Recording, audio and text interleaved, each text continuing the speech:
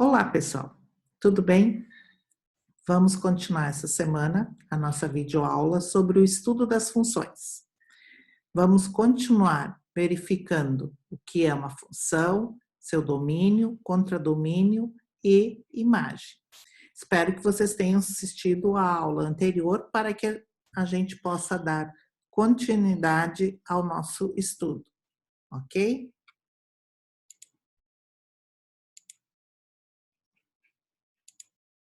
Muito bem. Então, nós vimos na aula passada que a definição de função é dois conjuntos não vazios, são uma relação de A em B, e serão uma função se cada elemento de A estiver associado a um único elemento do meu conjunto B, certo? Bom, podemos indicar uma função f de A em B simbolicamente por f de A, uma flechinha em B. E a gente vai ler a função de A para B. Y é igual a f de x. Y igual a f de x quer dizer que eu posso usar para representar uma função tanto f de x quanto meu y. Observações. As letras x e y são muito utilizadas para representar as variáveis de uma função, mas a gente pode utilizar qualquer outra letra. Nós podemos representar uma função usando velocidade, tempo, que é utilizado lá em física, que não deixa de ser uma função. A letra F, em geral, dá nome às funções, mas pode-se usar também G, H e outras letras, tá? Há funções de todo tipo, como em um grupo de pessoas, a função que associa cada pessoa à sua idade, conjunto de todos os triângulos, a função que associa cada brasileiro a seu primeiro nome, e assim por diante. Bom, vamos analisar esses três diagramas que a gente tem aqui e verificar se são função ou não. Eu tenho o conjunto A e o conjunto B. Cada elemento de A está ligado a um único elemento no meu conjunto B. Portanto, é uma função de A para B, certo? Onde o A vai representar o meu domínio e o B vai representar o meu contradomínio. E os elementos que estão recebendo as flechas vão representar a minha imagem. No meu segundo diagrama, nem todos os elementos de A estão associados com alguém em B. Notem, o -2 não tem ninguém associado com esse conjunto. Logo, essa relação não representa uma função. No exercício B, eu tenho o diagrama. Cada elemento daqui está ligado em um único elemento daqui. Mesmo que o -1 e o 1 estejam indo para o mesmo, mas cada elemento aqui, o -1, só está indo para o 1. Ele não está indo para outro. Assim como o 1 só está indo para 1. Então, essa é uma função, certo? Depois, temos o conjunto D. Cada elemento de A não está indo a um único elemento. A diferença em relação ao outro conjunto, ao anterior. O que acontece com o 16? Esse elemento 16, ele está indo para dois valores diferentes de B. Estão saindo duas flechas do mesmo elemento. Logo, isso aqui não é uma função. Então, quando é que eu posso dizer que uma relação, quando eu tenho os diagramas, não é uma função? Quando do conjunto de partida, de onde saem as flechas, quando saem duas flechas do mesmo número ou quando sobra um elemento. São os dois casos, certo? Bom, então, como eu já tinha dito antes, domínio, contradomínio e conjunto imagem de uma função. O domínio vai ser o meu conjunto de partida, de onde saem as flechas.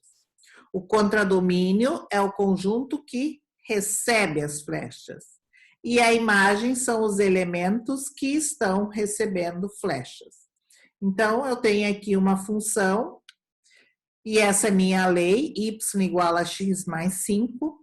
Cada elemento de A está associado a um único elemento em B. Se eu for substituir esse, ó, 0 mais 5, 5. Eu sei que o 0 tem que ir para o 5. Se eu substituir o 5, 5 mais 5, 10. Então, o 5 tem que ir para o 10. E o 15. 15 mais 5, 20. O 15 vai para o 20. Então, o domínio vai ser o meu conjunto A. Identificamos o domínio por D, entre parênteses, F, domínio da função. Eu posso escrever os números entre chaves, 0, 5 e 15, ou simplesmente dizer que é igual ao meu conjunto A. O contradomínio. O contradomínio é o conjunto que recebe as flechas, que no meu caso é o conjunto B. Então, conjunto B é o meu contradomínio, todos os elementos. E a imagem são apenas os números que estão recebendo as flechas, 5, 10 e 20. Contradomínio identificamos por CDF e a imagem por IM, minúsculo, e vai ser apenas os elementos que estão, então, recebendo as minhas flechas, certo? Temos alguns exercícios resolvidos. Primeiro exercício, tem a função, tem o conjunto A e o B. Para eu saber para onde vão as flechas, eu vou pegar os elementos de A e substituir no lugar de X. Domínio, conjunto A, contradomínio, conjunto B, imagem, menos 1, 1, 2 e 4. Depois, dadas as funções f de x e g de x, isso é a lei. Eu quero determinar o valor de f de 1/3. O que é esse 1/3? Esse 1/3 é o valor do x. O que eu vou fazer? Eu vou substituir na função, no lugar do x por 1/3. Então, eu vou ter f de 1/3 igual a 3 vezes 1/3 menos 1/2. Isso vai ser 3 sobre 3, que é 1, 1 menos 1/2, mínimo múltiplo comum, 1/2. Então, f de 1/3 vai dar 1/2. E agora eu quero g de menos 2. Então, agora na função g, no lugar do x, eu vou pôr menos 2. Então, vai ser 2 vezes menos 2 sobre 5, menos 4 sobre 5 mais 1. Mínimo múltiplo comum igual a 1/5. E agora, então, eu posso resolver a função f de 1/3 menos g de menos 2. Eu vou ter 1/2 menos 1/5, que vai dar 3/10. Tranquilo? Bom, exercício 3 resolvido. Um recipiente está completamente cheio em 20 litros de água. Abre-se uma torneira que o esvazia à razão de 2 litros por minuto. Escreva a função que representa o volume de água que resta no tanque em relação ao tempo em minutos até que o tanque fique vazio. B, em quanto tempo o tanque ficará vazio? C, que valores T pode assumir nessa função? E D, qual o conjunto imagem dessa função? Bom, vamos atribuir, vamos montar uma tabela, ó.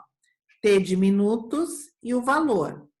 Quando o tempo for 0, eu sei que tem 20 litros lá no meu tanque, tá? 20 litros de água.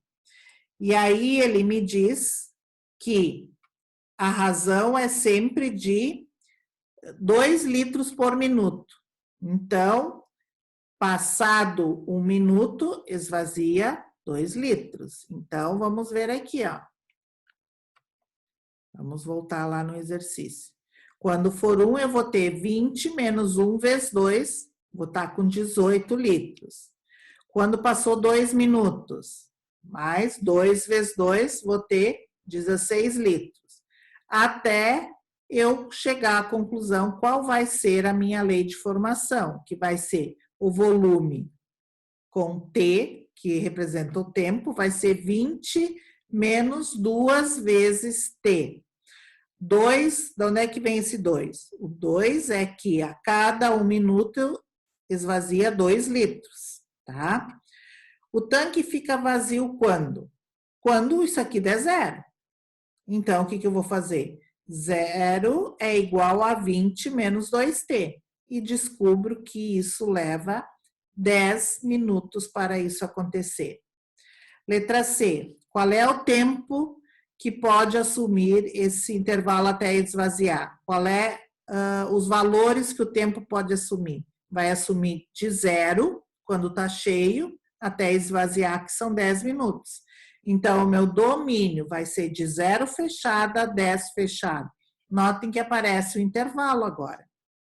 Na D, conjunto imagem da função. Agora, quais são os valores que o meu volume pode assumir? Ele vai de onde? Ele vai do 20 até não ter mais nada, até esvaziar. Então, só que eu não vou escrever do maior para o menor. Sempre o intervalo é escrito em ordem crescente. Então, vai ser do 0 fechado ao 20 fechado, certo? Questão 4. Dada a função f de x igual a x mais b, já resolvemos uma dessa na aula anterior. Eu tenho f de 1 igual a 4 e f de menos 1 igual a menos 2.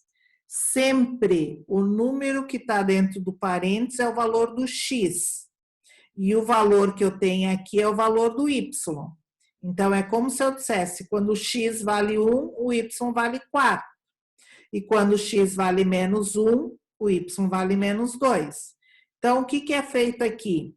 É substituído os valores que eu tenho aqui. Então, quando f de 1 igual a 4, x vale 1, y vale 4. Então, eu vou substituir nessa função.